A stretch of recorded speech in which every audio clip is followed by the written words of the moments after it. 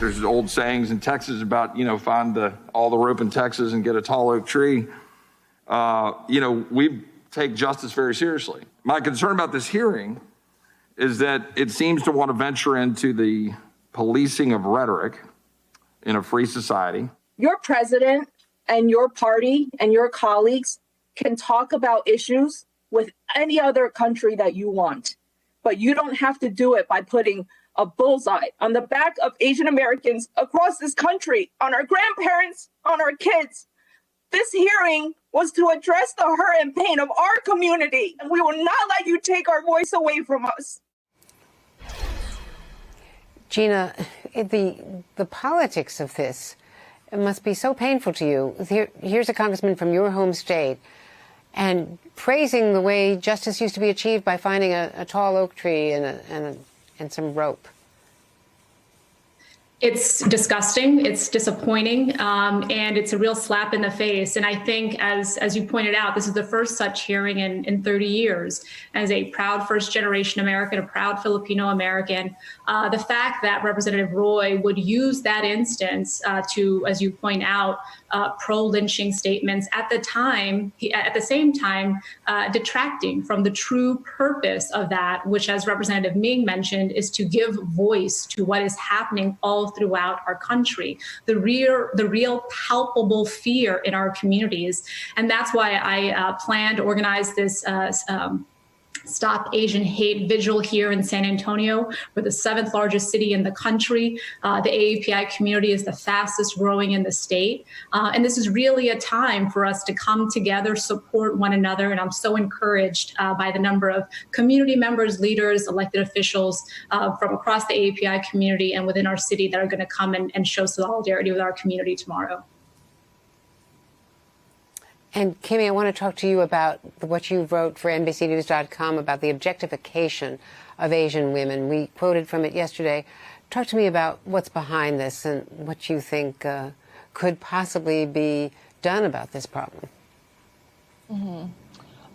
Thanks, Andrea. Experts and activists stress that we don't dilute this issue because Asian American women deal with a very specific type of racialized sexism. The way in which, Asian American women are seen in this country as hypersexualized, fetishized, docile and submissive, this makes them particularly susceptible to physical and sexual violence. I know experts mentioned that when the suspect had claimed that he had been aiming to eliminate temptation, they said that this reflected this idea that, this archaic belief that Asian American women are kind of these sly, manipulative dragon ladies. And that statement really put onus on the victims for what happened rather than the actual suspect. Things like this date back all the way to when Asian American women or Asian women entered this country. But we're seeing a lot of the effects, now during the pandemic. A report came out saying that throughout roughly 12 months under the pandemic, there were 38 incidents targeting Asian Americans, and 68% of respondents were women, and a far lower share, 29%, were men. But even outside of the pandemic, it's 21% to 55% of Asian women deal with violence from an intimate partner. And so a lot of these issues kind of prevail to this day.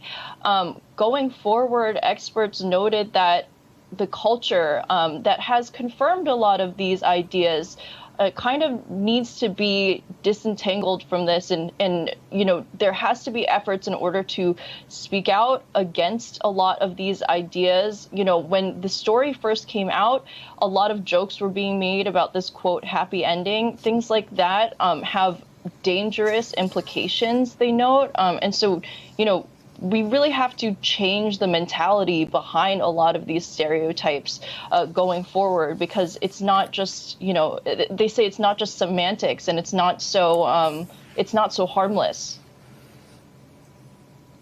Not harmless at all.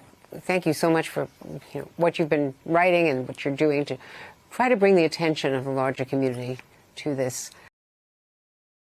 Hey, thanks for watching our YouTube channel. You should know that you can follow today's top stories and breaking news and catch up on your favorite MSNBC shows all in one place. Download the NBC News app today.